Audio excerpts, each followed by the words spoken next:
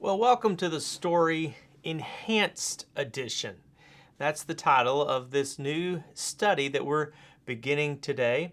You can see our graphic right here as well as the symbols, and I'll explain what all of this means in just a moment. But today we're beginning this new series to explain the Bible as a complete story, taking us through 7 dramatic parts and showing how the Bible's overall story fits together and what the Bible's overall purpose is. Now, we're living at a time when people do not necessarily know very much about the Bible. Bible knowledge is at an all-time low. My friend Paul Powell, before he died, wrote a little book filled with stories from his own experiences, some of them true, some of them not. He told a story about a pastor who was concerned that the children in their Sunday school were not receiving the Bible knowledge they needed. So while walking the halls of the church, he met little Johnny, and he asked him, "Johnny, who knocked down the walls of Jericho?" Little Johnny shot back, "Preacher, I don't know, but I sure didn't do it."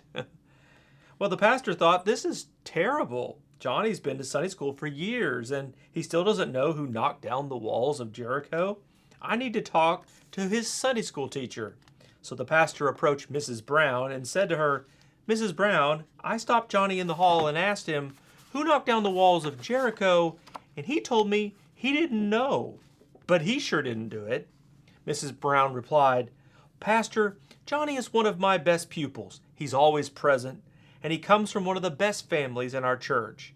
If Johnny says he didn't do it, I believe him." The pastor then thought, this is really terrible. Not only does Johnny not know who knocked down the walls of Jericho, neither does his teacher. I need to talk to the deacons about this. So the pastor contacted the chairman of the deacons and told him the whole story. He told him how he had stopped Johnny in the hall and asked him who knocked down the walls of Jericho, and Johnny had responded he didn't know. Then he explained how he confronted Mrs. Brown and apparently she didn't know who knocked down the walls of Jericho either. The pastor then said to the chairman of the deacons, "Brother Smith, this is terrible. Nobody seems to know who knocked down the walls of Jericho." And Deacon Smith responded, "Pastor, I think you're making a mountain out of a molehill. Why don't you just tell us what the walls cost, we'll pay for them, and forget about it." Well, this funny story, which I've heard in many forms through the years, is meant to paint a picture in our mind of the fact that a lot of people today don't know the Bible very well. They don't know that, for example, who knocked down the walls of Jericho. The Old Testament story, of course, is a story about Joshua. But what we want to do today is to begin to think about what the Bible story, big story, actually is so that we can better understand it. And although we're talking a little bit about the Bible, we're really talking about an even bigger story than just the Bible's stories individually. What I'm thinking about here is a conversation that I had not too many years ago with a friend of mine who was leading a church up in the Northeast. In his church, he had a mom who came to him with a son named Benjamin. Benjamin had gone to the grocery store with mom. They had gone into the grocery store, come out of the grocery store, filled the car with groceries, buckled Benjamin into the back seat, and she was about to pull out of the parking lot when Benjamin asked a question. He said, "Mom, where did we come from?" Mom, thinking Benjamin was just asking an ordinary question, said, "Well, we just came from the grocery store, honey." Benjamin said, "No, Mom, I mean, where did we come from? Where did everything come from?" Mom was bothered and went to the pastor and asked him if he could help her give Benjamin answers to the question that he was asking. The kind of question that Benjamin is asking is the kind of question that we sometimes ask when we stare at the night sky, when we look out into all the stars of our galaxy and beyond. And as we see and consider how small we are in the vastness of this entire universe, we start to ask ourselves the questions like, who am I? Where am I? Where did all this come from? Where is all this going? What is the purpose of it all? What is the meaning of everything? By asking the question, where did we come from, We are asking a question that is about a story about our very lives and our very existence. Is there an answer to this question? Is there any way to answer this question? Is there a story that answers all the questions? Or put another way, is there a true story of the whole world? Lesslie Newbigin was a theologian, an author, and a career missionary to India. He dedicated his life to thinking about how to take the Bible, the message of the Bible, especially the gospel, and help it be understood in cultures and in places around the world. This isn't an easy thing to do. Newbigin dedicated his life to it, and as a result, he became what is known as a missiologist, a person who teaches about how to do missionary work. His famous dialogue about gospel and culture has impacted an entire generation of people, and he is the founder of a contemporary missional church movement, a veritable father of the church in some corners of Christianity today. Born in 1909 and died in 1998, Newbigin famously said that the way we understand human life depends on what conception we have of the human story. And here is the real thing I want you to think about. What is the real story of which my life story is part? Did you catch that? What if there is a really big story and my life is only a part in that big story? And it's an important part, and how does it connect it to that big story? Well, what Newbigin is asking here is important. The term for it technically is a meta-narrative. Now, there's different ways to spell meta-narrative. Some people put the word together and make one word, and some people put a hyphen in it. That's not what's really important. Another way to describe it is a grand narrative. Now, what's a narrative? A narrative is a story. A grand narrative is a really big story. A meta-narrative is a way of saying the story that explains all the other stories. Is there a big story that explains the purpose and meaning of all of our lives? Well, as it turns out, the Bible begins by saying in Genesis 1:1, "In the beginning." Have you ever noticed that? The Bible begins as a story.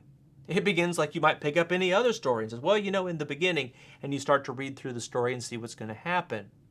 The book of Genesis is the beginning, and it's the beginning of an incredible story. But it's not just a story. It is written to be the story, the true story of the whole world, the story that explains all the other stories. It is written to be a meta-narrative. There are various places we sometimes see this itself in the Bible.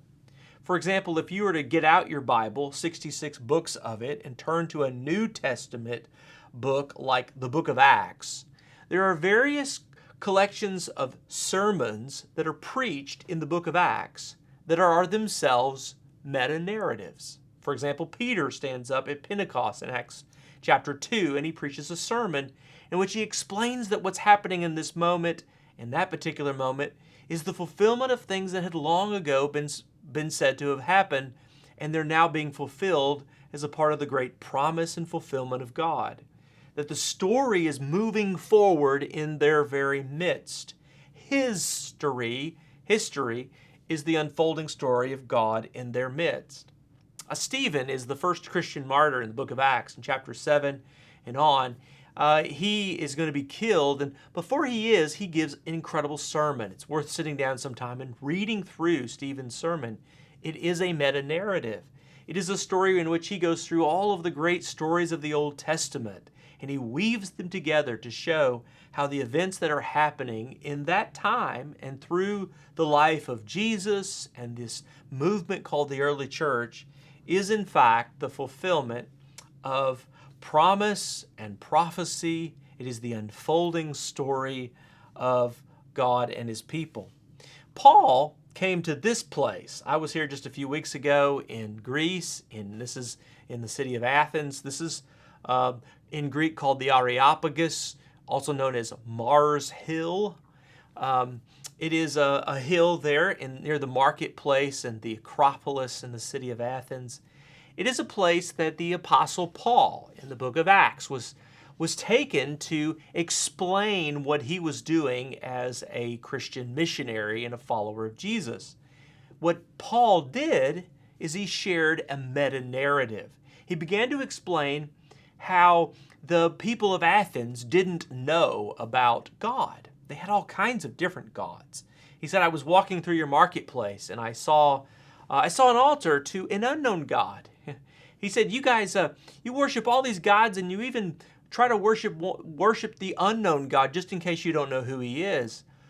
And Paul says, the God that you don't know about, I want to tell you about him. The one who is the one you don't know about, he doesn't live in temples built by human hands. He is the creator of everything. He's not created, he's the creator. And he begins to tell the story of Genesis. In the beginning, God created the heavens and the earth. He's giving a meta-narrative. And in a sweeping course of history, Paul moves quickly from the story of the creator God to the work of Jesus and his death and his resurrection. As he works through that great sermon, what he's doing is he's explaining in story form what God has been doing in the world since the very beginning. He is giving a great meta-narrative. Now, there are so many more we could point to in the Bible, but one I'd like for you to think about is found in the Gospel of Luke, chapter 24. This is called the Road to Emmaus experience. In the stories of the Gospels, Matthew, Mark, Luke, and John, there are various accounts of the resurrection of Jesus after he was crucified, and they came to the tomb and the body was gone. They tried to figure out where he was. Well, before everyone had seen Jesus alive, there were a couple of followers of Jesus, what the Bible calls apostles, who were walking down a road to a village outside of Jerusalem called Emmaus. As these two people are walking down the road, they're talking to themselves about how sad they are because Jesus has been crucified, and they're describing all the events that have happened that weekend with the death of Jesus and so on. And then all of a sudden, Jesus, although they don't know it's Jesus, it starts walking among them and starts walking with them down this road. They just think he's just a passerby on the road. They don't think much about it. And Jesus starts to ask them questions like, what are you talking about? And they say, well, we're talking about this thing that happened in Jerusalem, about how Jesus was crucified. And they say, are you the only person around here that doesn't know anything about this? They're absolutely shocked that Jesus doesn't know about it. And of course, Jesus does. He's playing a little coy in that moment. But then he says this. This is Luke 24:27. It says, and beginning with Moses and all the prophets, Jesus explained to them what was said in all the scriptures concerning himself.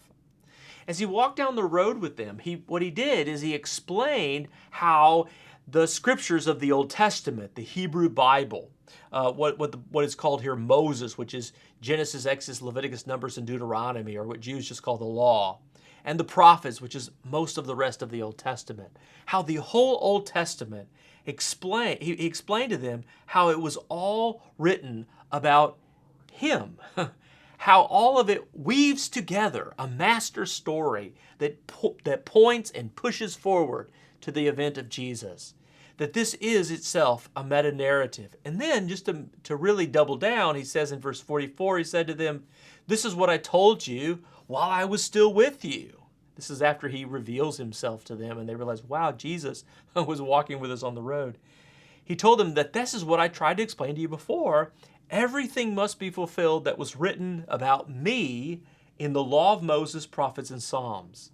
That's the whole Old Testament. What we would call the Old Testament, Jews call it the Hebrew Bible or the Tanakh, Torah, Navi, Ketubim, means the law, the writings of the prophets.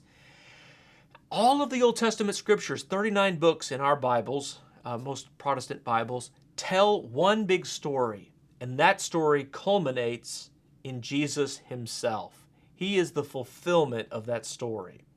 Now, how do we make sense out of something like that? Well, in order to do that, we might want to ask ourselves this question. Do we know the Bible? Do we know what the Bible is? Somebody's going to say, well, yeah, it's a book. Of course it's a book, but it's more than that. It's a book of books. There are actually 66 books in our Bible, in the Protestant Bible.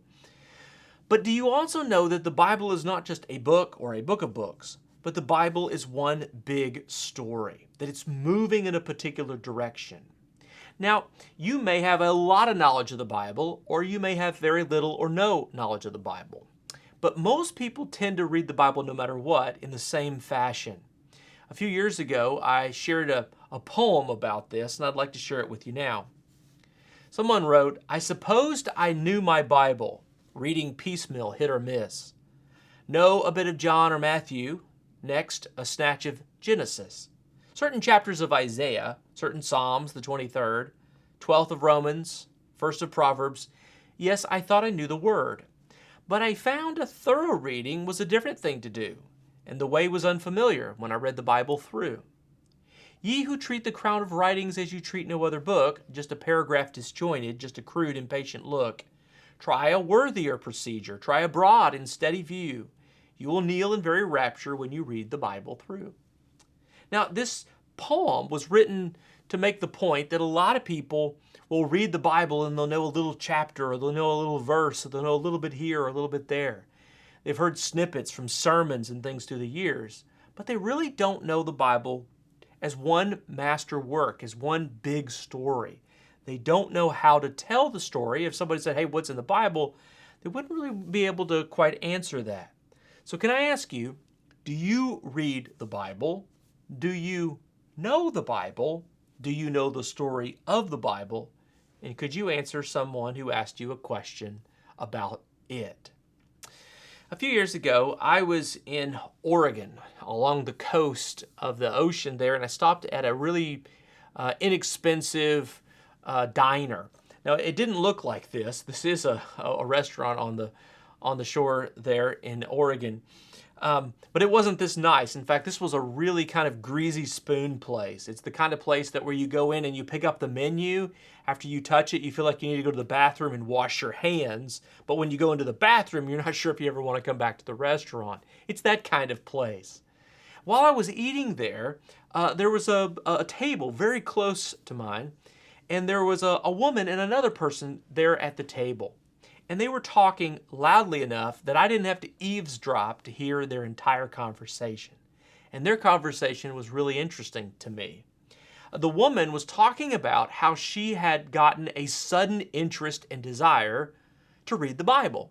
She didn't know anything about the Bible, had never read the Bible, and didn't know anybody to talk to about it. I could overhear her saying this. She said the only thing she ever knew about the Bible was someone who would quote the book of Job. She thought that was interesting, and so she explained to her friend that she had decided that she was going to start reading the Bible by studying the book of Job. Now, I will tell you that if she had asked me, and I didn't want to interrupt her conversation, but if she'd have asked me, I probably would have suggested that she begin somewhere other than the book of Job.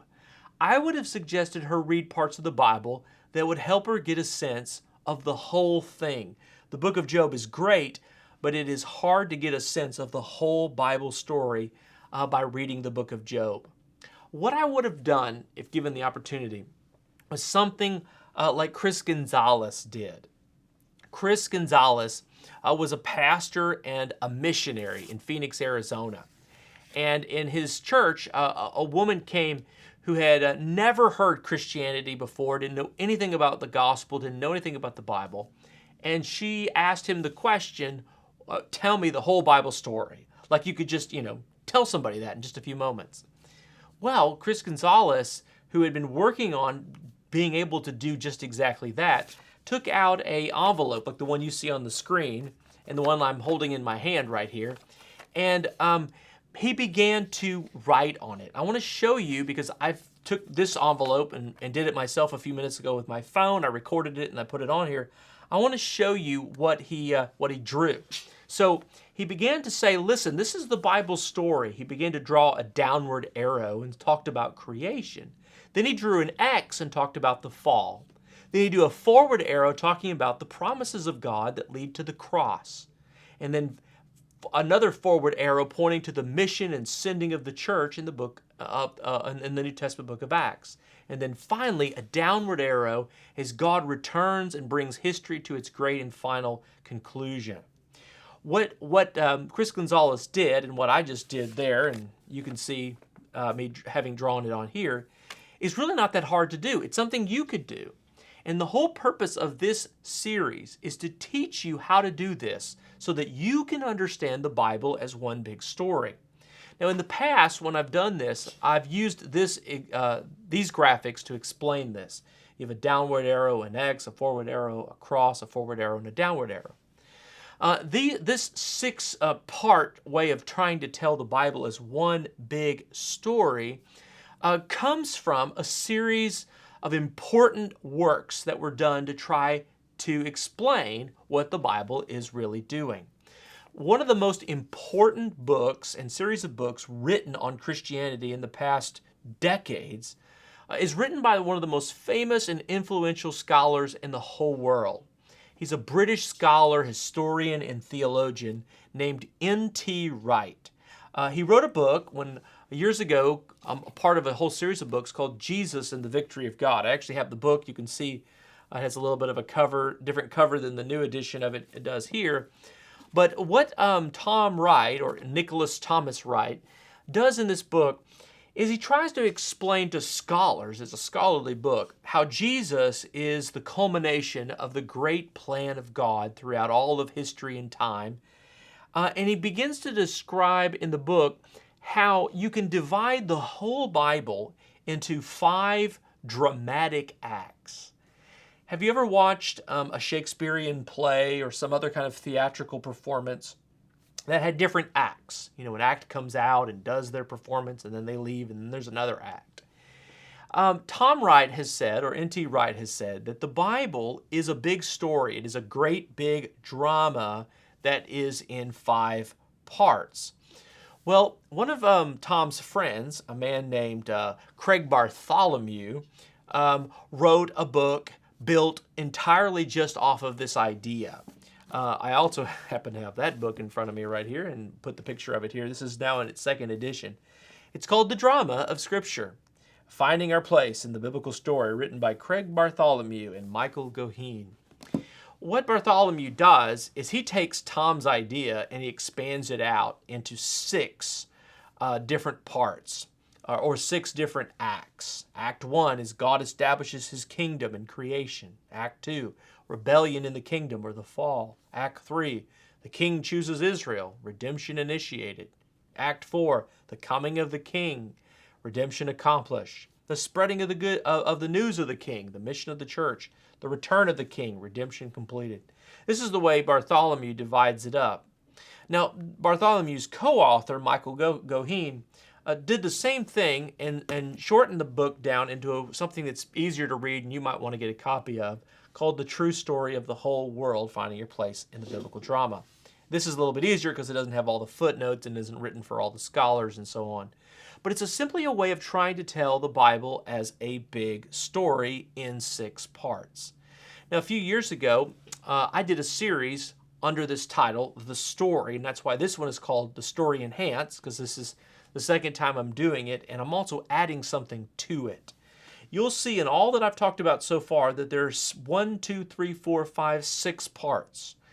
Well, in this series, we're going to look at 7 parts. And the reason I'm doing 7 parts is based on another book.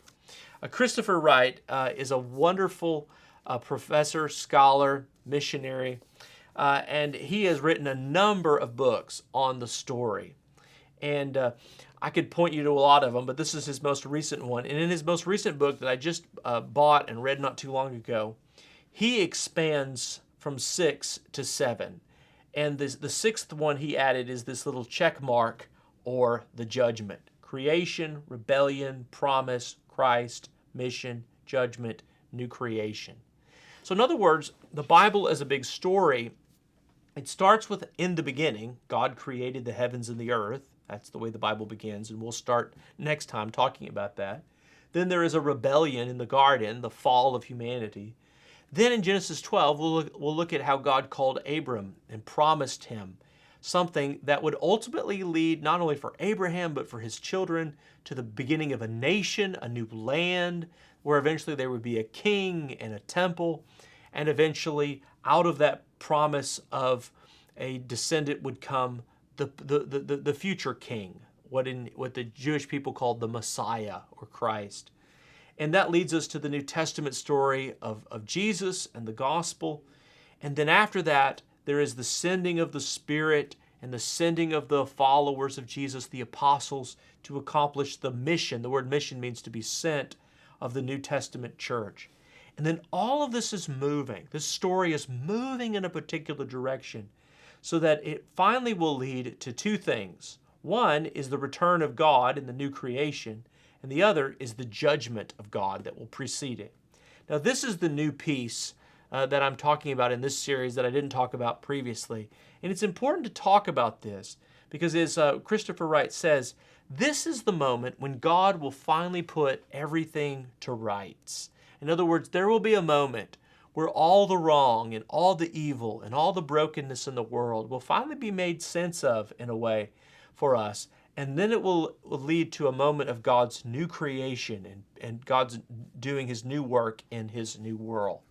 Now, all of this is what this new graphic is meant to convey. You can now see that I've added, or we've added in the graphics department, this check mark here to indicate the judgment. And that's telling the story of what we're going to be doing over the next several sessions or weeks, depending on how you follow along.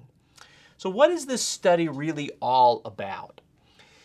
The study is about walking us through each one of these scenes. So starting next time, we will start with the downward arrow and talk about the creation and how that is a part of the big story. We'll talk about the fall and so on. We'll walk through each one of these as we put together the big story of the Bible. The Bible is one big story of the whole world.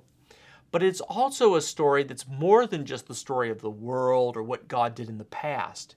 It's also a story that has future things yet to take place. So we need to know something like this. Where are we in this big story? Where do we fit in? What is our part or place in the story of God? All right, so here's our schedule going forward.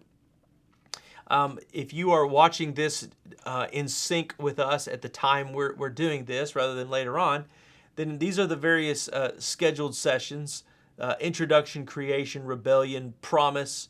We're going to take a break on October 11th for no class, and then come back to the Promise, the Redemption, the Mission, the Judgment, the Restoration.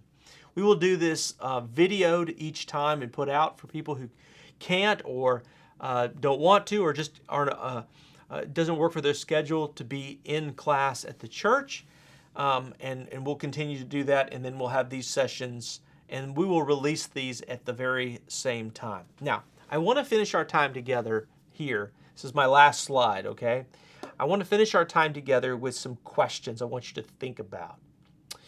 Before I ask the questions, though, I'd like you to look at this quote that says that the Australian sociologist John Carroll, who does not profess to be a Christian, so John Carroll is a guy who's a sociologist and not a Christian. We'd call that person an atheist or an agnostic or whatever.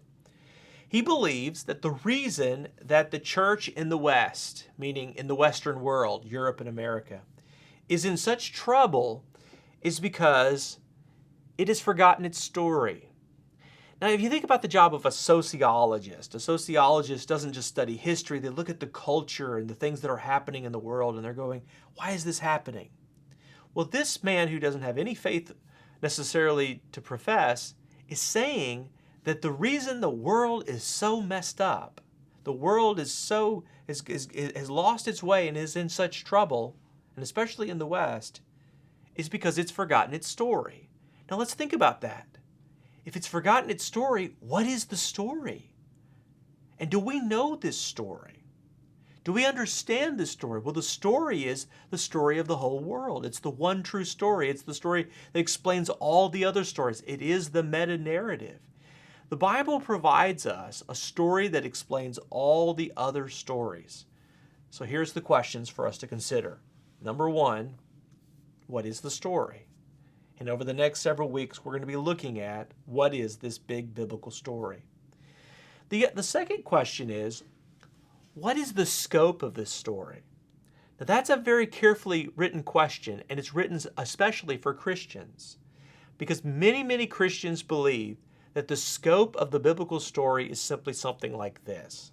God came to save me from my sins so that I could go to heaven when I die. Now, that is a great and truncated version of something that is true, that God wants for you and me, but that is a shortened version of a much bigger and frankly more important story than just the story that says, I'm going to die and go to heaven. There's a much bigger plan that God has, rather than just for me personally, a story for everyone else and for the whole world and even beyond. Third question, what is central to the story? If we're going to learn the story, we're going to need to learn what is absolutely central to this story itself. Fourth, where are you or where are we going? And then fifth, why are we going on this story? Why are we going on this journey? Where are we going and why are we going? Six, where are you personally in the story? Is this somebody else's story, or do you have a story to tell? Can you talk about your part in this great big story? Or are you at a place where you need to learn about this so you can figure out how this can be a part of your story? What is your place in the story? And then finally, is your gospel, your story, big enough? I'd like for us to look at that and think about those questions. Christopher Wright, who wrote this book, was training someone in a group of pastors in Ecuador. They had come to the capital city of Quito, and to travel there, they had come from the ocean coast and made quite a long journey up to the capital city. He talks about this group of pastors who are on a minibus traveling along, and they stop along the way somewhere, and somebody asks them, hey, where are you going? Well, the answer to that question could be a variety of things. Where are you going? We are going down the road. We're going to Quito. We're going to a conference. We're going... There are different ways to answer that question. But there is a big destination that they have in mind of where they're going. If you and I are going to get into the car and drive somewhere, there's a destination. We're going to get in an airplane, we're going to go somewhere, there's a destination. In a way, the question is, do we know where we're going? Do we know what the destination is? Do we understand the destination and also the purpose for why we are going where we are going? To answer that, over the next several weeks, we have this beautiful story to tell. A story that you can take out and write on an envelope with an arrow going down and an X and an arrow going forward and a cross and an arrow going forward and an arrow going down.